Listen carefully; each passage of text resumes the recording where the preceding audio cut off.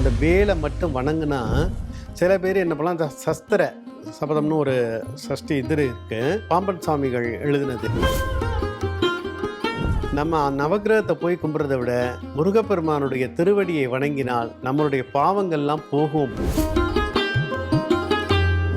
ஜாதகம் பார்க்கறது, குறி பார்க்கறது, குறி கேட்க நினைக்கிறது, பறவை சகுனம் பார்ப்பது, ஆந்தை சகுனம் பார்ப்பது, பூனை சகுனம் பார்ப்பது, இதெல்லாம் வந்து தன்னுடைய ஞான சக்தியால் மாற்ற முடியும் என்றால் அது முருகனை வணங்கினால் மட்டுமே தான் அது நடக்கும்.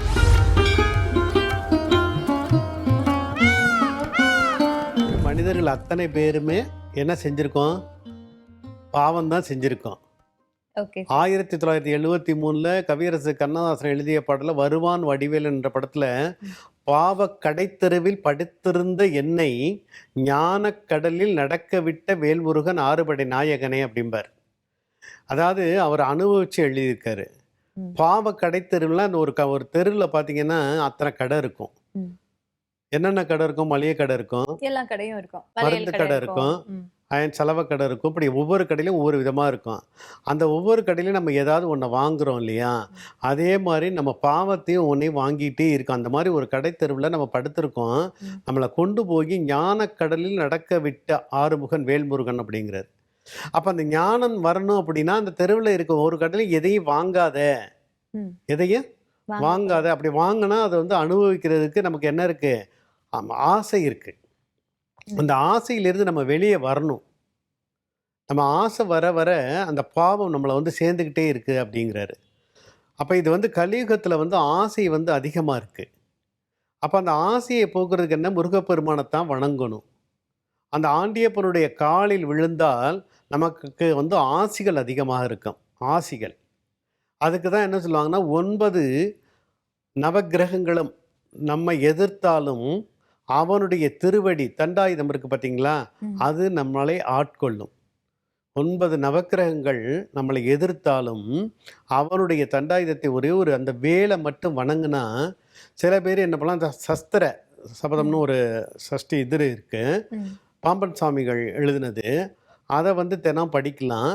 இல்லை நிறைய பேர் என்ன பண்ணலான்னா, அந்த சின்ன வேல் இருக்குது பார்த்தீங்களா, அவங்கவுங்க வசதிக்கு தகுந்த மாதிரி சின்ன வேல் வெள்ளியில் வச்சுக்கலாம். வெள்ளியில் வேல் அது ரொம்ப வேல் வச்சுக்க கூடாது. அப்படி வச்சிருந்தா அதுக்கு தனியாக இது பண்ணணும், அது பண்ணணும், அந்த மாதிரிலாம் நிறைய வீட்டில் வேல். அதாவது வேல் வந்து இப்போ முருகன் படம் வந்து வாங்கி வச்சுருக்கீங்க, அந்த படத்தில் வேல் இருக்கா இல்லையா? இருக்கு. அதாவது வேல் வந்து நம்ம வந்து சுத்தமாக இருக்கணும் அப்படிங்கிறது தான். வேல் வாங்கி வச்சுக்கலாம், அதுக்கு தினந்தோறும் ஒரு பூ வைக்கலாம், அந்த பூ வச்சு சாமி கும்பிடலாம். நம்மளால முடிஞ்சது. ஆமாம், ஏதோ ஒன்று பண்ணணும். அந்த வேலை வந்து சும்மா வச்சிடக்கூடாது.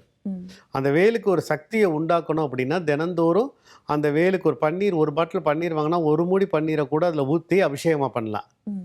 ஒரு பாட்டில் பன்னீர் 20 ரூபா. அதில் ஒரு மூடி எடுத்து அந்த வேலுக்கு ஊற்றிட்டு கொஞ்சோண்டு மல்லிகைப்பூ வச்சு கொஞ்சோண்டு குங்குமத்தை வச்சாவே அந்த சக்தி அந்த வீட்டில் பெருக ஆரம்பிச்சிடும். அப்போ அந்த வேலுடைய சக்தி பெருகும் பொழுது நம்மளுடைய பாவங்கள்லாம் அந்த சக்தி வழியாக வெளியே போயிடும். ஏன்னா நவக்கிரக தோஷம். இப்போ நவக்கிரகத்தில் பார்த்தீங்கன்னா 9 நவக்கிரகம். ஞாயிறு, திங்கள், சூரியனு சந்திரனு 2 கண்ணு மாதிரி இருக்காங்க. செவ்வாய் அகங்காரன், புதன் நீச்சமாக இருந்தாலும் சரி, ஆனால் செவ்வாய்க்கு வந்து முருகனுக்கு உகந்த நாள். வியாழன் வந்து குரு பகவான். அந்த குரு இருந்தால் தான் நமக்கு எல்லாமே கிடைக்கும். அடுத்து வர்றது வெள்ளி, சுக்கிரன். அப்போ சுக்கிரன் வந்து நமக்கு பணத்தை அள்ளி அள்ளி கொடுத்துட்டே இருப்பார். இந்த அள்ளி அள்ளி கொடுத்துட்டே இருக்கும் பொழுது அடுத்து சனி பகவான் வந்துடுறார். சனி பகவான் வரும் பொழுது என்ன பண்ணுறாரு? இவன் ஒழுங்காக வச்சுருக்கானா, என்ன செய்கிறானா, யாருக்கும் தர்மம் பண்ணுறானா, தர்மம் பண்ணாமல் இருக்கானா அப்படிங்கிற ஒரு எண்ணம் வரும் பொழுது அவர் ஒரு ஆட்டி படைக்கிறார். அப்போ அந்த 6 ராகு கேது இதெல்லாம் சேர்ந்த 9 தான். நம்ம நவக்கிரகத்தை போய் கும்பிட்றதை விட முருகப்பெருமானுடைய திருவடியை வணங்கினால் நம்மளுடைய பாவங்கள்லாம் போகும் அப்படிங்கிறது தான். முருகருடைய அருள் இருந்தா நவகிரகத்துடைய தாக்கம் கூட அப்படி ஒன்றும் பெருசா இருக்காது. தாக்கமே இருக்காது, சுத்தமாவே இருக்காது. பாதுகாத்துக்க முருகப்பெருமான வணங்கலாம் அப்படின்னு சொல்லியிருக்கீங்க சார். நீங்க இப்போ வேலுன்னு சொன்ன உடனேதான் எனக்கு ஒரு விஷயம் ஞாபகம் வருது. பாம்பன் சுவாமிகள் சஸ்திரபந்தன் பத்தி ஒண்ணு சொல்லியிருப்பாரு இல்லைங்களா? அதை பத்தி விரிவா சொல்ல முடியும்? பாம்பன் சுவாமிகள் இங்க சென்னையில வந்து திருவான்மியூர்ல அவருக்கு வந்து சமாதி இருக்கு. அந்த சஸ்திரபந்தம் அவருக்கு வந்து நம்ம அதை வந்து படிச்சுட்டு அதை ஆரம்பிச்சுட்டு தியானம் பண்ணணும்னா அவருடைய சன்னதி இங்கதான் இருக்கு திருவான்மியூர்ல. அங்கே போய் வந்து நம்ம பண்ணும் பொழுது முதல்ல கோயிலுக்கு போகும்பொழுது முதல்ல விநாயக பெருமானை அதாவது உலகத்திற்கு முழுமுதற் கடவுளாக இருக்கக்கூடியவர் விநாயக பெருமான். ம். அவரை வணங்கிட்டு அப்படியே உள்ளே போகணும். அப்படி உள்ளே போயிட்டு நம்மளால் முடிஞ்சது என்னமோ அவருக்கு ஒரு பூவோ ஏதோ ஒன்று அவரை வச்சுட்டு அவர் எப்படி பாம்பன் சுவாமிகள் வந்து அவருடைய நோயெல்லாம் எப்படிலாம் தீர்ந்துச்சுன்னு முருகப்பெருமானே நேரில் வந்து பண்ணியிருக்காரு. ம். குதிரை வண்டி அவர் நடந்து போகும் பொழுது குதிரை வண்டி வந்து அவருடைய காலில் ஏற்றி அவருடைய எலும்பு உடஞ்சிருச்சு. ஆனால் எத்தனையோ டாக்டர்கள் வந்து அதுக்கு மருத்துவம் பார்த்தும் அந்த எலும்பு ஆப்ரேஷன் தான் பண்ணணும், இதை ஒன்றும் சேர்க்க முடியாது அப்படிலாம் இருக்க காலகட்டத்தில் இரவில் வந்து அவர் படுத்திருக்கும் பொழுது நல்ல நடுநிசையில் முருகப்பெருமானே 2 மயிலோட காட்சி தந்து பார்த்துட்டு அந்த மயில் இறகுல அவருடைய கால் ஒடிஞ்ச காலை தடவி கொடுத்துட்டு போயிட்டாங்க. மறுநாள் வந்து பார்த்தீங்கன்னா அந்த எலும்பு உடஞ்ச எலும்பு கூட சேர்ந்துருச்சு. வந்த டாக்டர்கள் பூரா ஆச்சரியப்பட்டு போனாங்க. இது எப்படி ஆயிடுச்சு, எப்படி சேர்ந்துச்சு அப்படின்னு அவங்களுக்கே தெரியல. அப்பேற்பட்ட வந்து அதாவது உடைஞ்ச எலும்பை கூட தன்னுடைய ஞான சக்தியால் மாற்ற முடியும் என்றால் அது முருகனை வணங்கினால் மட்டுமே தான் அது நடக்கும். இது ஒரு உதாரணம். ஆமா, இது ஒரு உதாரணம். இது எத்தனையோ நிறைய பேருக்கு என்னென்னவோலாம் நடந்திருக்கு. நம்ம சென்னை ஜிஹெச்ல நடந்ததா சொல்லுவாங்க. ஆமா, அந்த ஜிஹெச்ல நிகழ்ச்சி இன்னும் அந்த படம் கூட வச்சிருக்காங்க. அப்படிங்களா? அந்த போய் பார்க்கலாம். இது உண்மையா நடந்த செய்தி. ம். பாம்பன் சுவாமிகள் வந்து முருக பக்தர். அந்த மாதிரி நமக்கும் ஒரு பவர்ஃபுல்லான காப்பு கிடைக்கும்னு சொல்றீங்களா? நல்லா கண்டிப்பாக சஸ்திரபந்தத்தால. கிடைக்கும். பவர்ஃபுல்லான காப்பு வந்து நம்ம வந்து எந்த விதமான எண்ணமும் இல்லாமல் அந்த கோயிலுக்குள்ள போக வேண்டாம். கோயிலுக்குள்ள போகிறோம் இல்லையா, அந்த ம். கோயிலுக்குள்ள போகும்பொழுது வெளியில் ஒரு பிச்சைக்காரன் இருப்பான். ம். அவன் நம்மளை பிச்சை கேட்பான். ம். நம்ம உள்ளே போய் என்ன செய்கிறோம்? சாமி கிட்ட. சாமிக்கிட்ட வேண்டுறோம். அப்படி தானே சொல்கிறீங்க? கிடையாது. நம்ம வந்து இன்சைடு பெக்கர், உள்புற பிச்சைக்காரன். சாமி கிட்ட வேண்டுறோம் சார். அதான் வேண்டுறோம். என்ன கேட்குறோம்? நிம்மதியை நம்ம கொடுங்க. சாமிகிட்ட நிம்மதியை கூட. அதாவது என்ன சொல்கிறாங்கன்னா, ஜாதகம் பார்க்கறது, ம். குறி பார்க்கறது, ம். குறி கேட்க நினைக்கிறது, ம். பறவை சகுனம் பார்ப்பது, ஆந்தை சகுனம் பார்ப்பது, பூனை சகுனம் பார்ப்பது, இதெல்லாம் வந்து தவறு அப்படின்னு சொல்கிறாங்க. அதாவது சகுனம் பார்ப்பதே தவறு. ஆமாம், இறை நெறியை தவறுகிறோம். ம். இறை நெறியை தவறு. தவறுகிறோம். இதெல்லாம் பார்க்கக்கூடாது. இறை நெறியை யார் தவறுகிறார்களோ அவர்கள் தான் இதெல்லாம் போய் பார்ப்பாங்களாம். ம். இறைவனோட ஒன்று இறைநெறி தான் எனக்கு முக்கியம் அப்படின்னு நினைக்கிறவங்க எந்த ஜாதகத்தையும் அதையும் போய் பார்க்க மாட்டாங்க. இப்போ மாணிக்கவாசர் பார்த்துருப்பாரா, அருணகிரிநாதர் பார்த்துருப்பாரா, திருமூலர் பார்த்துருப்பாரா, நீலகண்டர் பார்த்துருப்பாரா, ஆளாள சுந்தரர் பார்த்துருப்பாரா, காரைக்கால் அம்மையார் ஜாதகம் பார்த்துருப்பாங்களா?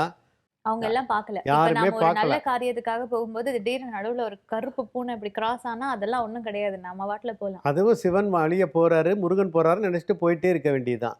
கண்டிப்பா நமக்கு என்ன நடக்குமோ அது நடந்தே தீரும். இத மனசுல வச்சுதான் நாள் என்ன செய்யும், கோள் என்ன ஆமா. செய்யும், நாதன் இருக்கையிலே ஆமா, அப்படின்ற நாளன் மாதிரி. செய்யும் இணைதான் என் செய்யும், என்னை நாடி வந்த கோல்தான் என் செய்யும், கொடுங்கூற்றேன் என் செய்யும், குமரேசர் இருத்தாளும் சலங்கையும் சிலம்பும் தண்டையும் என் கண்முன் நின்று. இப்போ அந்த அதனுடைய பாடலுக்கான விளக்கம். பாடலுக்கான விளக்கம். அதனால் வந்து நம்ம வந்து ஜாதகமோ எதுவுமோ பார்க்கக்கூடாதுங்கிறது தான். அதே மாதிரி சகுனங்களும் பார்க்கக்கூடாது. ஜாதகமும் பார்க்க வேண்டாம், சகுனமும் பார்க்க வேண்டாம், நவகிரகங்கள் கூட இப்படி முருகப்பெருமான நம்ம இறுக்கமா பற்றிக்கிட்டாலே போதும் அப்படின்னு ஆமா, சொல்றீங்க. முருகப்பெருமான எந்த கோவில் என்ன பரிகாரம் சார்? சோ இந்த மாதிரி பிரச்சனைகள்ல இருந்து நம்மளை பாதுகாத்துக்க எந்த கோவிலுக்கு போய் என்ன பரிகாரம் செய்யலாம் சார்? நமக்கு என்ன தேவைங்கிறத பார்த்தா தான் அந்த பரிகாரத்தை நம்ம நிறைய செய்ய பிரச்சனை முடியும். இருக்கு சார். நிறைய எல்லாமே பிரச்சனையா தான் இருக்கு. இதுல இருந்து ஜஸ்ட் பாதுகாத்துக்கணும். பாதுகாத்துக்கணும் அப்படின்னா நமக்கு வந்து இந்த கண்ணு, காது எல்லாமே பிரச்சனை தான் சார். எல்லாமே பிரச்சனைன்னா எல்லாத்துக்கும் காரணம் நம்ம தான். இல்ல சார், சுத்தி இருக்கிறவங்களால பிரச்சனை, பணத்தால பிரச்சனை, இல்ல. கடன், ம். ஆபீஸ்ல பிரஷர், ப்ரமோஷன் கிடைக்கல, ம். வேலையே இல்ல, இந்த மாதிரி எல்லாமே பிரச்சனையா இருக்கு சார். அதுக்கு ஒரே ஒரு தீர்வு. ஒரே ஒரு தீர்வு. வடிவேல் அந்த விவேக் சொன்ன மருந்து தான் ஆமா சொல்லணும் சார், இருக்கு. நிறைய பிரச்சனை, ஒரு தீர்வு. ஒரே ஒரு தீர்வு, ஆசையை அகற்றினால்தான். ஆசையே இருக்கக்கூடாது. ஒரே தீர்வு என்னன்னா, அந்த வேலை கிடைக்கல, நமக்கு அவனை மாதிரி வீடு வாங்கல, அவனை மாதிரி கார் வாங்கல, அவனை மாதிரி ட்ரெஸ் போடல, இந்த மாதிரிலாம் நினைக்கிறேன் பார்த்தீங்களா? அந்த எண்ணம்ங்கிறது வந்து அதை முதல்ல அகற்றணும் மனசுல இருந்து. நமக்கு கீழே 1000 பேர் இருக்கான். நம்ம இந்த இந்த அளவுக்கு இறைவன் நமக்கு கொடுத்துருக்கானா, அதை வந்து மிக சந்தோஷமாக ஏற்றுக்கொள்ள வேண்டும். நமக்கு கீழே 1000 பேர், எத்தனையோ கோடி பேர் இருக்காங்க. இப்போ நீங்கள் கேட்குறீங்க ஒரே ஒரு தீர்வு என்னன்னா, அதுக்கு முழு தீர்வு இப்போ நம்ம பார்த்துக்கிட்டு இருக்கிறது அத்தனையுமே மாயை தான். நம்ம உண்ணக்கூடிய உணவுலேருந்து, உடுத்தக்கூடிய உடையிலிருந்து, பார்க்கக்கூடிய வேலையிலிருந்து, இப்போ நான் பேசிகிட்டு இருக்கேனே எல்லாமே மாயை தான். கொஞ்ச நேரத்தில் எல்லாமே மறைஞ்சிரும். எவ்வளோ நாளைக்கு இது நிலச்சி நீடிக்கும்னு நினைக்கிறீங்க? நீடிக்காது. அப்போ அந்த மாயையிலிருந்து நம்ம வெளியே வரணும் அப்படின்னால், அந்த நோயும் அப்படியே வெளியே போயிடும். நோயும் மாயை தான். சரி, இப்போ மாயை பத்தி சொன்னீங்கல்ல. ம். இந்த மாயை எப்படி சார் புரிஞ்சுக்கிறது? இது எல்லாருக்கும் புரியிற மாதிரி சிம்பிளா சொல்லுங்களேன். இப்ப நெறைய பேர் பேசுறாங்க மாயை அது இதுன்ட்டு. அத எப்படி புரிஞ்சுக்கிறது? இப்ப மாயைன்னா, இப்ப நீங்க வந்து ட்ரெயின்ல போறீங்க, ம். பஸ்ல போறீங்க. ம். போகும்பொழுது அந்த மரம், செடி, கொடி, வீடு எல்லாமே அது வந்து போய்க்கிட்டே இருக்கும். ம். நீங்க என்ன நினைக்கிறீங்க? இது எல்லாமே போயிருச்சு. மரம் போயிருச்சு, வீடு போயிருச்சு, கார் நிக்கிறது போயிருச்சு, ஆடு நின்னுச்சு, ஆடு போயிருச்சு, மாடு போயிருச்சு அப்படின்னு நினைக்கிறீங்க. ஆனா எதுவுமே போகல. அதெல்லாம் அந்த நிக்கிற இடத்துல தான் நிக்குது. நாம தான் நீங்க கடந்து தான் போயிட்டே இருக்கீங்க. ஆக உங்களுடைய எண்ணம் வந்து மாயையாக போய்க்கொண்டே இருக்கிறது. அதே மாரி ஏதாவது ஒரு சுவரோ அல்லது வெயிலோ பார்த்தீங்கன்னா, அது வந்து கானல் நீர் மிகப்பெரிய ஆறு மாரியே தெரியும். ஆமா. அது கிட்டக்க போனா தான் அது தெரியும். அது ஆறு இல்ல. அந்த வெயில், அந்த சூரியனுடைய அந்த மாலை நேரத்தினுடைய அந்த சூரியன் இது வந்து கானல் நீர் மாரியே தெரியும். ஆனா, நமக்கு அந்த வண்டியிலயோ, பஸ்லயோ போகும்பொழுது பார்த்தீங்கன்னா, அது மிகப்பெரிய ஆறு மாரியே தெரியும். இதுதான் மாயை. நம்மளுடைய வாழ்க்கை மாயை தான். வாழ்க்கையே மாயை. மாயை அதாவது நாம வந்து மாயையை மறக்கணும் அப்படின்னா, அதுலேருந்து விலகணும்னா மரம் மாரி நிக்கணும். மரம் மாரி நின்னா தான். இப்ப மரத்தில பார்த்தீங்கன்னா, செடி, கொடி ஜஸ்ட் வேடிக்கை மட்டும் பார்த்தா போதும் அப்படின்னு சொல்றீங்களா? வெற்றிய தேடி ஓட வேண்டாம், பணத்த தேடி ஓட வேண்டாம். ஆமா. நான் ஏற்கனவே சொன்ன மாரி வெற்றிய தேடி ஓட வேண்டியதில்ல. புகழ தேடி ஓட வேண்டியதில்ல. நமக்கு என்ன தலையில இருக்கோ அது கண்டிப்பா நடந்தே தீரும்.